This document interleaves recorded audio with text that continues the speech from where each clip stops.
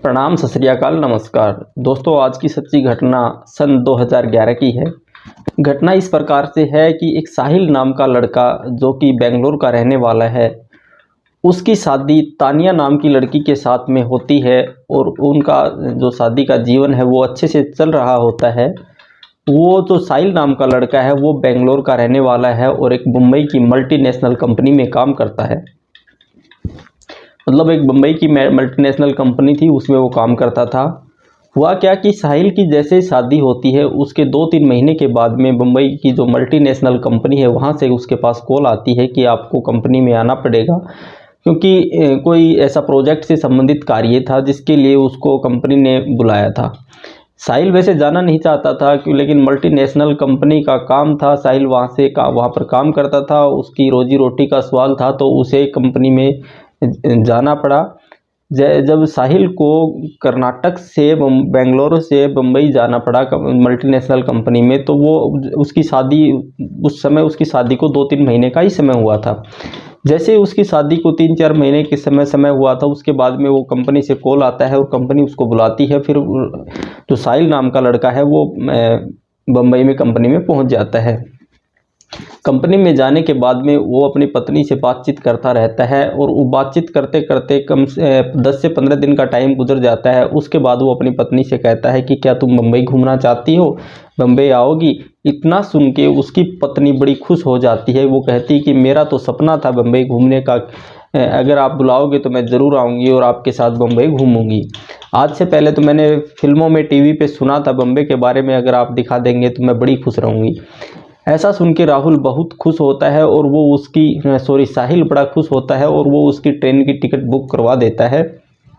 और वो उससे कहता है कि आप फला फला डेट को आप ये ट्रेन पकड़िए, इस टाइम पे ट्रेन चलेगी और उस ट्रेन से आप सीधा बॉम्बे आ जाइए, ठीक है। उसके बाद में वो टाइम आता है और वो तानिया इतनी खुश होती है कि अपने पति से मिलने के लिए, उधर बॉम्बे देखने के लिए, बॉम्बे शहर जाने के लिए वो क्या करती है कि अपना पूरी तैयारी के साथ अपने घर से निकलती है और उधर जो साहिल नाम का लड़का है उससे उसके अपने हस्बैंड से वो लगातार कांटेक्ट में रहती है कि मुझे कैसे कैसे आना है और क्या करना है। तो उसको साहिल बताता है कि आपको ऐसे ऐसे स्टेशन से आना होगा और यहाँ पर उतरना होगा, वहाँ से मैं आपको रिसीव कर लूँगा। उसके बाद में जब वो टाइम आता है तो तानिया घर से चलती है और ट्रेन में बैठ जाती है, अपने घर वालों को सारी सिचुएशन बता के कि मैं ऐसे ऐसे उसके पास अपने पति के पास जा रही हूँ, इतने तारीख को मेरी ट्रेन है और मैं अपने पति के पास जाऊँगी और मैं वहाँ पर बम्बई में रहूँगी। उसके बाद में वो टाइम आता है और वो तानिया ट्रेन पकड़ के वहाँ से चल देती है और वो इतनी खुश होती है कि मैं बॉम्बे जाऊँगी, पहली बार उसे बॉम्बे देखने का मौका मिलेगा। वो ट्रेन में बैठ जाती है और ट्रेन का सफ़र चालू हो जाता है और बम्बे वो जिस सीट पे वो बैठती है कुछ समय तक वो उस सीट पर अकेली रहती है। उसके बाद में 2 पुरुष ऐसे उसके सामने बैठते हैं, पहले एक पुरुष आता है फिर दूसरा पुरुष आता है और वो आपस में दोनों बातचीत करते हैं। जैसे कुछ टाइम के लिए तो बोलते नहीं है, एक दूसरे से बात नहीं करते, लेकिन फिर धीरे धीरे टाइम गुजर जाता है तो वो एक दूसरे के संपर्क में आते हैं। एक दूसरे से पूछते हैं कि आप कहाँ जाओगे, तो बस मतलब वो पूछते पूछते दोनों की दोस्ती सी हो जाती है। पहले उन दोनों पुरुष की दोस्ती होती है, फिर वो उनमें से बैठे बैठे वो जो तानिया थी उनके सामने वाली सीट पे बैठी हुई थी, वो उससे भी पूछ लेते हैं कि बहन आप कहाँ जाओगी। मतलब उन्होंने उससे तानिया से पूछा कि बहन आप कहाँ जाओगी, तो तानिया बोल देती है कि मैं बॉम्बे जाऊंगी। तो वो कहते हैं कि क्या, जब वो धीरे धीरे अपने पति से बात कर रही थी कि मैं यहाँ पहुँच गई, तो वो कहते हैं कि क्या आप पहली बार बॉम्बे आ रही हो, क्या ट्रेन में नहीं बैठी हो क्या आज से पहले बहन?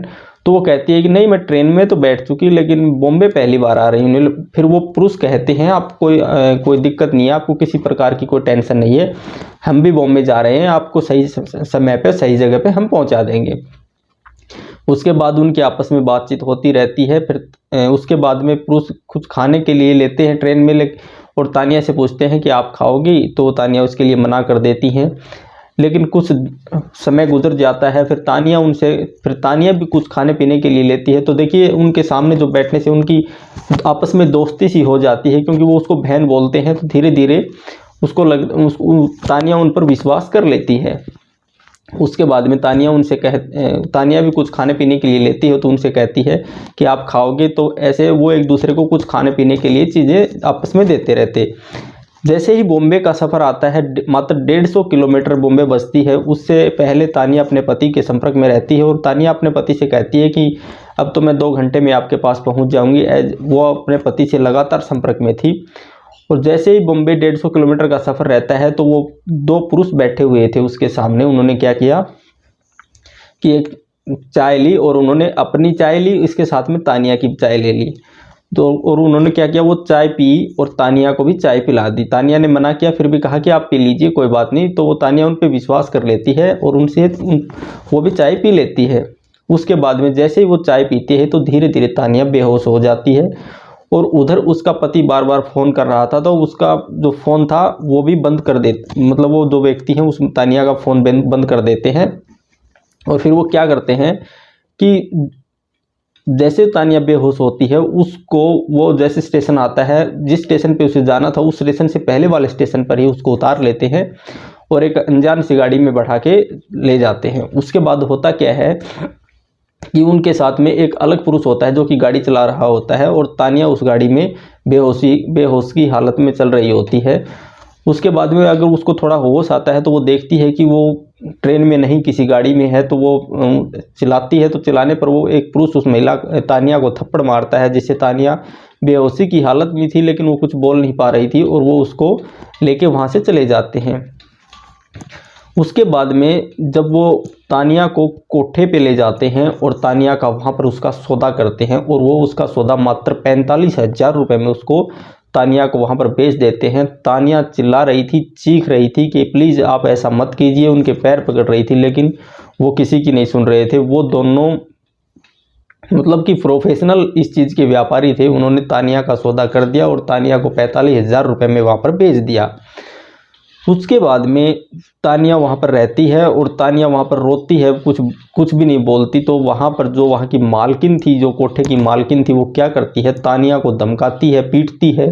इस प्रकार से तानिया वहाँ पर उनकी कुछ भी नहीं सुनती। लेकिन धीरे धीरे समय गुजरता जाता है, वो तानिया को बांध कर रखते हैं, तानिया को बोलने नहीं देते। लेकिन जैसे ही 15 दिन का टाइम गुजरता है, तानिया को कुछ समझ में नहीं आ रहा था कि वो क्या करे। 15-16 दिन का टाइम गुजरने के बाद में तानिया, जैसे ही 15 दिन का टाइम गुजरता है, उसके बाद में कोठे की मालकिन वहाँ पर रहने वाली औरतों से कहती है कि इस तानिया को समझा दीजिए, नहीं तो इसके साथ बहुत बुरा व्यवहार होगा, कि इसको बहुत दिन हो लिए हैं। तो वो सभी महिलाएं मिलकर तानिया को समझाती हैं कि देखिए हम आपकी इसमें कुछ भी मदद नहीं कर सकते, आप भूल जाइए, आप यहाँ से नहीं जाने वाली, अब आप यहीं रहेंगी, आपके पास जाने का कोई रास्ता नहीं है। तो तानिया वहाँ पर इस सिचुएशन को समझती है और तानिया उनकी बातें सुनती हैं। उसके बाद में तानिया क्या करती है कि वो मान जाती है धीरे धीरे। क्या करे, उसकी मजबूरी थी, वो वहाँ पर मान गई कि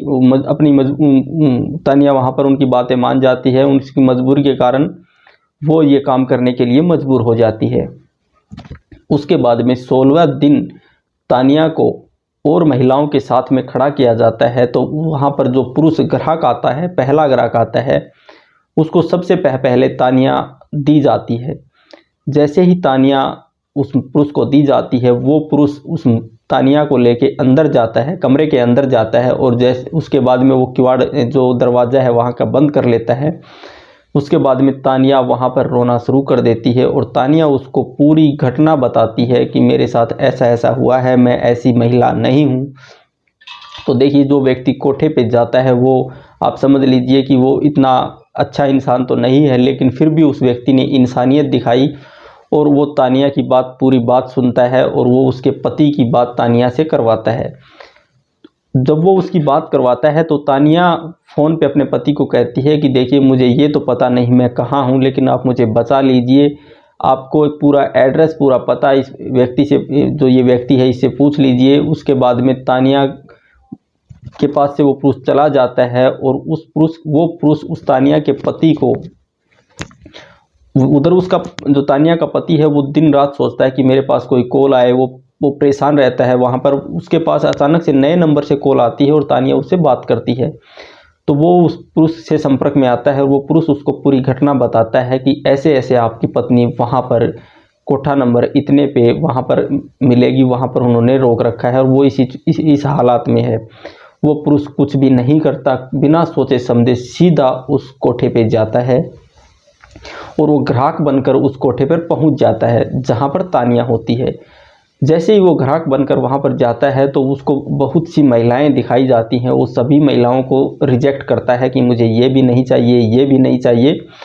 उसके बाद होता क्या है, धीरे धीरे जब उसको लास्ट में तानिया दिखाई जाती है, उससे बोला जाता है कि जो नई महिला आई है आप इसको वो दिखाइए, अगर जच जाए तो इस मान जाए तो वो उस तानिया को देखता है। जैसे उस तानिया को देखता है तो तानिया की उसकी जैसे आंखें मिलती हैं तो वो एक दूसरे को बस देख के मतलब सहम जाते हैं कि ये किस हालात में है और ये यहाँ पर कैसे पहुँच गई।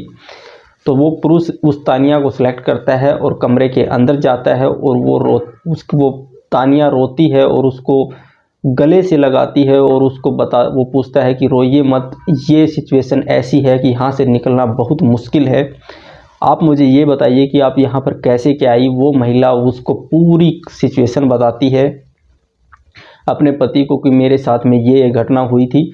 तो वो क्या करता है कि भागने की कोशिश नहीं करता, क्योंकि हो सकता है अगर वहाँ पर वो कुछ उनके साथ मार झगड़ा करे या वहाँ से भागने की कोशिश करे तो वो जो कोठे की मालकिन है या फिर वहाँ पर और भी पुरुष व्यक्ति हैं जो उसको मार सकते हैं, उसके साथ किसी प्रकार की घटना कर सकते थे। इसलिए वो कुछ नहीं करता, वो उस कोठे के अंदर से ही पुलिस को फ़ोन करता है और उसको पुलिस को बोलता है कि ऐसे ऐसे मेरी पत्नी वहाँ पर कोठे नंबर इतने में, वहाँ पर रूम नंबर इतने के अंदर बंद है और मेरी पत्नी के साथ में ये घटना हुई थी और वो उस कमरे के अंदर उन्होंने रोक रखी है, प्लीज़ उसको बचा लीजिए।